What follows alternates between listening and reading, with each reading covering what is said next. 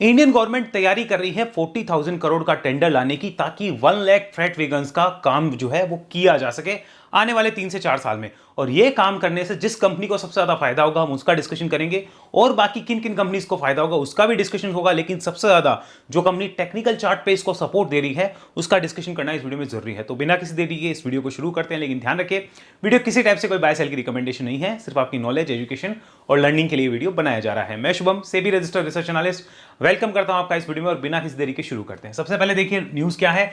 Indian railway तैयारी कर रही है मेगा 40,000 करोड़ का टेंडर निकालने की, जिससे क्या होगा 1 लाख फ्रेट वैगन्स जो है वो चाहिए 3 से 4 साल में, आने वाले 3 से 4 साल में, यानी हर साल 30 से 35 हजार फ्रेट वैगन्स की रिक्वायरमेंट रहेगी।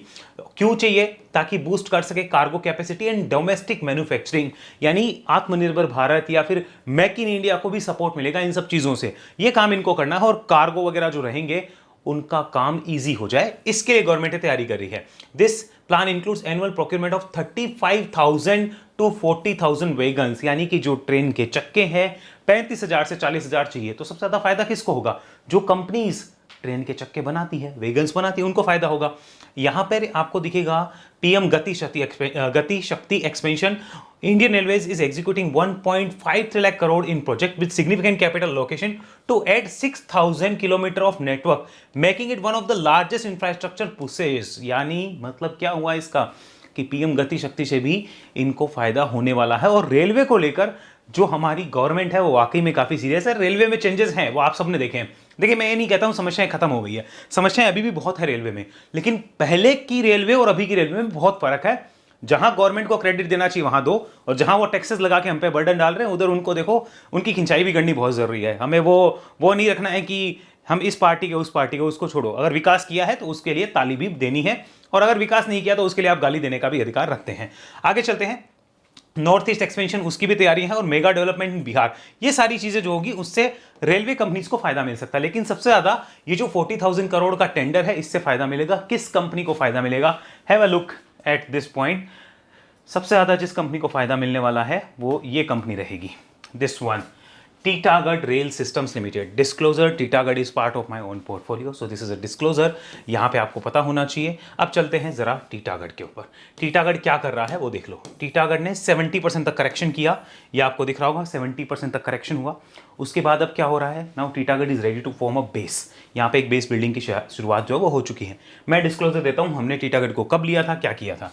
हमने टीटागढ़ को यहाँ पे पिक किया था when Titagarh was showing us a multi year breakout. ये 2008 के लेवल थे, यहाँ पे आपको दिख रहा होगा। उनका ब्रेकआउट 2023 या 2022 दिसंबर में आया था, मुझे जहां तक याद है तब आया था। और उसके बाद जो है तरीके से निकलना शुरू हुए यहाँ पर, और फिर एक बहुत बड़ा रनअप बना। हमने प्रॉफिट भी बुक करे, रिमेनिंग क्वांटिटी फ्री की पड़ी भी रही।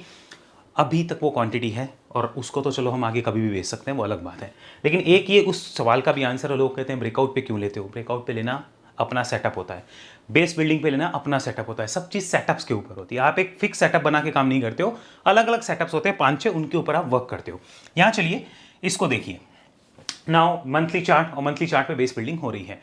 अब सबसे इंपॉर्टेंट चीज ये है कि कंपनी कैपेसिटी कितनी है। तो फंडामेंटल डाटा देखने पे हमें वो कैपेसिटी समझ आ जाएगी। So this is the fundamental of Titagarh rail system. इसको थोड़ा जूम कर लेते हैं, इजी वे में समझ आएगा और देखने में भी आसानी रहेगी।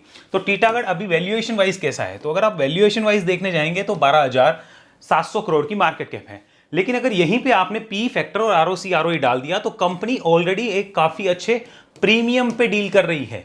आप ये नहीं कह सकते कि ये स्टॉक अंडर वैल्यूड है, प्रीमियम पे डील हो रहा है। और प्रीमियम पे डील होने का मतलब है मार्केट एक्सपेक्टेशंस लेके चल रहा है कि आपके आने वाले टाइम में ग्रोथ आएगी, और अगर वो नहीं आती है तो फिर पिटाई भी लंबी हो जाएगी, ये ध्यान रखना है। आगे चलो। प्रमोट होल्डिंग ठीक ठाक है, डेट टू इक्विटी कुछ खास नहीं है, that is good. Profit growth बहुत खराब रही है, दैट इज अ कंसर्न जो आपको नोट करना है। इसके बारे में आगे बात करेंगे। फ्री कैश फ्लो कंपनी के पास है नहीं, अगर हम देखना चाहें तो। पैग रेशियो भी बहुत एक्सपेंसिव है, दैट मीन्स ये भी प्रीमियम पे ट्रेड कर रहा है। 2, 3, 4 चार चीजें अभी तक मेरे सामने आई है, चारों नेगेटिव है। इसका मतलब ये कंपनी बेकार हो गई? नहीं, प्रीमियम वैल्यूएशन पे ट्रेड कर रही है। तो प्रीमियम वैल्यूएशन पे ट्रेड कर रही है तो क्या वो और ऊपर नहीं जा सकती? जा सकती है, उसके लिए टेक्निकल्स का साथ लेना पड़ेगा।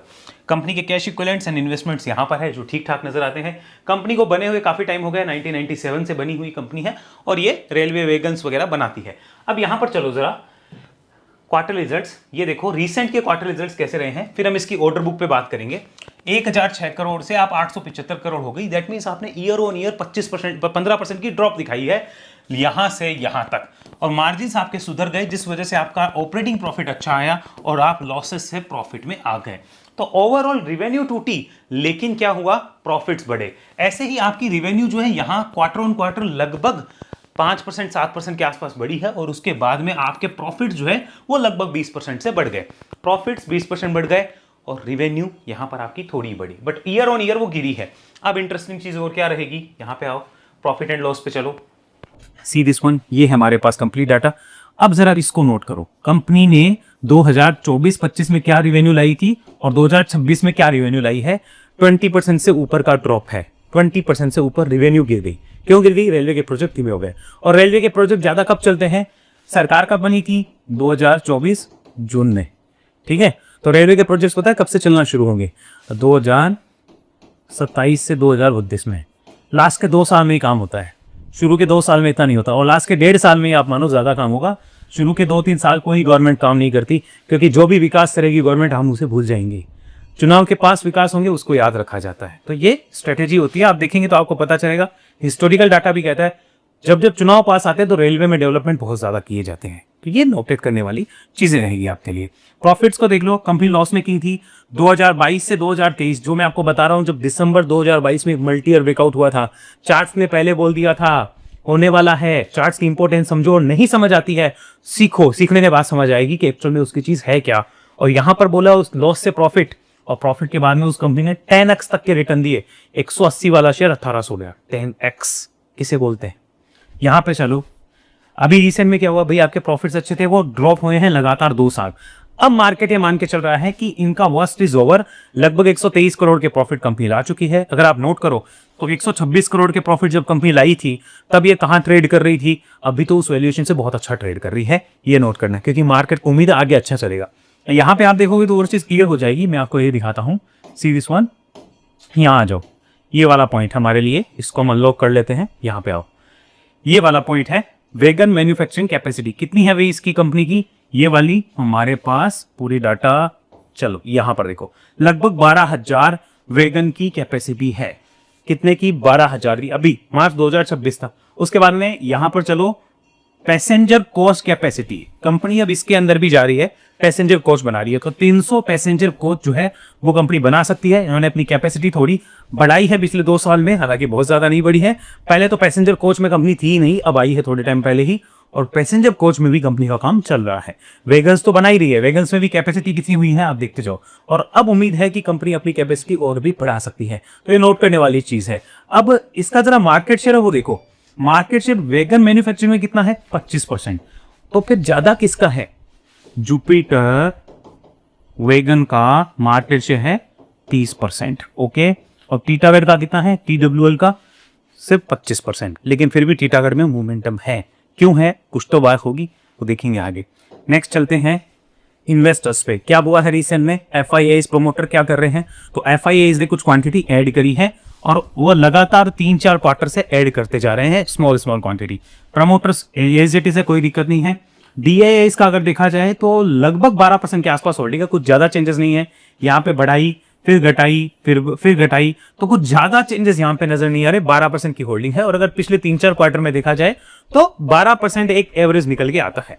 नाउ पब्लिक क्या कर रही है, पब्लिक की होल्डिंग यहाँ पे 36% के लगभग है, और पॉपुलर स्टॉक है, लगभग 5.5 लाख लोग इसमें बैठे हुए हैं। ये आपको मालूम चल गया। अब जरा जून 2023 में देखो कितने थे, समझ गए, आज कितने हैं। क्यों, क्योंकि उसने जब टॉप लगाया था ना, वो जून 2000 शायद 24-25 में लगा होगा टॉप, देखना पड़ेगा। यहाँ पर ये देखो, ये रहा। तो आप देख लो, best ever number of shareholder आते हैं। तो भागता हुआ शेयर सबको चाहिए, तो मैं कहता हूँ भागता हुआ ले, कोई दिक्कत नहीं है। भागते हुए घोड़े को लेने में कोई दिक्कत नहीं है, दाव उसी पे खिला जाता है। दिक्कत ये है कि हम भागते हुए घोड़े को तो ले लेते हैं, पर हम ये भूल जाते हैं कि वो घोड़ा रिवर्स होगा तो स्टॉप लॉस नाम की चीज भी होनी चाहिए। तो ये क्लियर करना है। आगे चलते हैं, हम आ गए चार्ट्स के ऊपर। अब चार्ट्स को समझ लो। सबसे पहले ये देखो पैटर्न्स क्या बन रहे हैं, क्या हो रहा है। तो एक गिरावट हो गई, गिरावट के बाद क्या, एक बड़े रेजिस्टेंस जोन पे जाके आप अटक रहे हो, जहां पर आप 4-5 बार पहले ही रिजेक्शंस ले चुके हो, ओके। तो ये एक बड़ा रेजिस्टेंस जोन है जहां से आपने बार बार रिजेक्शंस लिए हैं, कितने टाइम से आप इसके ऊपर नहीं गए वो देखो। सो मंथली चार्ट पे बता रहा है कि यहाँ पर हमारा लास्ट टाइम इस प्राइस के ऊपर ट्रेड हुआ था, दैट वाज फरवरी 2025। तो लगभग आपका जो है 1.25 साल से 1.5 साल हो गया है आप इसके ऊपर नहीं गए हो। तो हम यहाँ लिख सकते हैं 15 to 16 months. Okay, 15 to 16 months यहाँ पे इसने टाइम पास किया है, उसके बाद इस प्राइस के पास आ रहा है। So it is a review. अब कोई बोले सर हमें तो यहाँ पता चलना चाहिए था, हमको वो एनालिसिस नहीं आती है, हम फ्रेंकली स्पीकिंग हम गिरावट में एनालिसिस करना जानते ही नहीं। हम जैसे ही वो गिरावट से शिफ्ट होता है ना तब हम आते हैं। क्यों? ये गिरावट में और कितना जाएगा, नो आइडिया। जैसे ही वो शिफ्ट होता है हम कुछ पोर्शन छोड़ के उसको देखते हैं और फिर एनालाइज करते हैं कि अब क्या हो सकता है। सो इस शिफ्टिंग कर रहा है गिरावट, base building, now there are high chance of shifting the trend. तो हम उसको देखेंगे क्या ट्रेंड शिफ्ट होगा, इस बात की गारंटी है? गारंटी तो बिल्कुल नहीं है, लेकिन हाँ संभावना इस चीज की काफी ज्यादा है। आगे चलते हैं, यहां देखो कन्वर्ट करते हैं इसको वीकली चार्ट पे। ये वीकली चार्ट और साथ में मैं लगा देता हूं यहां पर वॉल्यूम। रिसेंट में अगर आप देखेंगे तो वीकली चार्ट पे यहां नीचे मुझे ऐसा लगता है कि बॉटम फिशिंग हुई है और किसी ने, बड़े प्लेयर ने यहाँ पे हाथ मारने की कोशिश करी है, मुझे ऐसा लग रहा है। बट मैं इस वॉल्यूम को देख के कोई डिसीजन नहीं लूंगा, मैं डिसीजन लूंगा जब प्राइस एक्शन और ट्रेंड कंफर्म करेंगे। अब जरा नंबर ऑफ अटेम्प्ट देखते हैं वीकली चार्ट पे कितने हुए हैं। सो इफ आई चेक यहाँ पर 1 2 3 4 5 6 7 8 9 10 11 12 कितना अटेम्प्ट हो गया? लगभग 12th अटेम्प्ट हो रहा है इस रेजिस्टेंस को काटने के लिए। सो ये ध्यान में रखना है कि नहीं रखना है, आप मुझे बताओ। वॉल्यूम नीचे सपोर्टिव आ चुके हैं, बढ़िया बात है। क्या वॉल्यूम देख के डिसीजन होगा? आंसर इज वॉल्यूम देख के डिसीजन नहीं होता, प्राइस एक्शन को देख के होता। अगर वॉल्यूम नहीं भी होते तो भी मुझे कोई दिक्कत नहीं थी। तो यहां पर मैं इसको रिव्यू करूंगा इसके ऊपर, and I suggest you also कि आप भी इसको रिव्यू करके जरूर देखो। अब जरा डेली चार्ट पे चलो, वहां पिक्चर और क्लियर हो जाएगी। इसको देखो जरा, this is the daily chart. यहां पर भी वॉल्यूम बार तो आपको दिख गई होगी, बढ़िया बात है। यानी किसी ने यहाँ पे बॉटम फिशिंग करी है, कोई बड़ा प्लेयर है, और उस बड़े प्लेयर में इतनी ताकत होगी कि 15 महीने वो बैठा रहा है। 15 महीने सोचो, मैं कोई आपको स्टॉक बता दूं 15 महीने वो परफॉर्म ना करे, आपको कैसा लगे? वो बड़े प्लेयर्स के अंदर ताकत होती है, उनको ही रहने दीजिए, हम ट्रेंड को फॉलो कर ले, वो बेटर है। This is the long term moving average. इसके हम लगातार नीचे थे फॉर द फर्स्ट टाइम। कितने टाइम के बाद? For the first time after December 2024 we are sustaining about this long term resistance. कब से? दिसंबर 24 से। अब यानी कि लगभग 18 महीने हो गए, और 18 महीने बाद हम इस रेजिस्टेंस के ऊपर आए हैं। अब क्या भाई, इस रेजिस्टेंस के पास लॉन्ग टर्म मूविंग एवरेज के ऊपर आए हैं, और इस रेजिस्टेंस के पास हम अटेम्प्ट कर रहे हैं इसको काटने का। सो मैं चाहता हूं यहां आप थोड़ा सा रुक जाओगे और बेटर होगा। और मार्केट वैसा ही कर रहा है, थोड़ा सा इसको रोक रहा है, पोज ले रहा है। पोज लेने के बाद जब भी इसको काटा जाएगा, so I think there would be a trend. संभावना उस चीज की ज्यादा है, गारंटी तो देखो बिल्कुल नहीं है। और संभावनाएं क्यों है? क्योंकि मानो कंपनी ने, मैनेजमेंट ने एग्जीक्यूशन नहीं कर पाई, तो हमें सपोर्ट जो होगा वो बचाएगा, हमें सपोर्ट का ध्यान रखना है। तो यहां आते हैं, इसको देखो जरा, this is weekly chart again. Now what would be the important support after that? So simple सी बात है, अगर आप देखेंगे ध्यान से, this is the resistance zone, ठीक है। यहां पर अब एकदम हम शॉर्ट टर्म देखें और लॉन्ग टर्म देखें तो दोनों में फर्क होगा। इसको मैं डेली चार्ट पे दिखाता हूं, इजी रहेगा आपके लिए। वापस चलते हैं डेली चार्ट पे। रेजिस्टेंस आपको समझ आ गया होगा, this is the resistance zone, और हम यहां पर ये मार्क कर देते हैं। चलो, ये मेरा रेजिस्टेंस जोन ऑलरेडी मार्क है। तो इसके ऊपर हमें कुछ मोमेंटम या आप कह सकते हो स्विंग देखने को मिल सकता है, तब तक नहीं मिलेगा।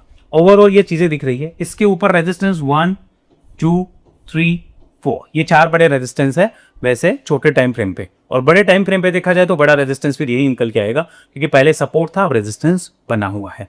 अब चलो जरा इसके ऊपर निकलने के बाद सपोर्ट क्या रहेगा, तो वो नोट डाउन करो। यहां मैं मार्क करता हूं कुछ, यहां पर मैंने एक लाइन मार्क करी है। इस लाइन को जरा देखो, दिस इज द लाइन। ये पहले क्या बनी हुई थी? रेजिस्टेंस, और फिर क्या बनी? यहाँ पे सपोर्ट। और अभी भी रिसेंट में ये लाइन ही एज अ सपोर्ट वर्क करके गई है। देखो, ये line as a support work करके गई है। So I think after this should be the short term support. कौन सा सपोर्ट होगा? Short term support. ये हो गया हमारा रेजिस्टेंस, एंड ये हो गया हमारा सपोर्ट। ओके, ये हमारा short term support. Now what about the long term support? तो भाई लॉन्ग टर्म सपोर्ट काफी नीचे है, this will be the long term support. अब इसके लिए मैं फिलहाल कुछ बोलूंगा नहीं, लॉन्ग टर्म सपोर्ट काफी नीचे है, this is the short term support. आपको जो समझ आता है, जो अच्छा लगता है, उसको कंसिडर करिए और उसमें अपनी स्टडी जरूर करिए। बाकी मेरी उम्मीद है आपको समझ आ गया होगा चार्ट पैटर्न्स कैसे बन रहे हैं। वीकली चार्ट पे और मंथली चार्ट पे तो चीजें बहुत साफ साफ और क्लियर है एकदम कि हाँ ऐसा हो सकता है। अब क्वेश्चन ये है कि मानो यहां पर हफ्ते 2 हफ्ते या महीने भर रुक जाए तो कोई दिक्कत नहीं, उल्टा स्ट्रॉन्ग हो जाएगा। जितना रुकेगा उतना स्ट्रॉन्ग है। नाउ द क्वेश्चन कम्स, अगर नहीं रुका, आप सीधा निकल गया तो भी कोई दिक्कत नहीं है, क्योंकि डेली चार्ट पे रुक चुका है, अभी सीधा निकलता है तो भी कोई दिक्कत नहीं है। नाउ अनदर क्वेश्चन, क्या फिर से ये जैसे 180-90 से वहां से 1800 गया था वैसे जाएगा क्या? Answer is no, we don't know about that. वो ट्रेंड राइड करते हैं तब पता चलता है, लेकिन इतना क्लियर हो गया है कि यहाँ से स्विंग एंड मोमेंटम बन सकता है, swing and momentum. And swing and momentum generally कितना बनता है?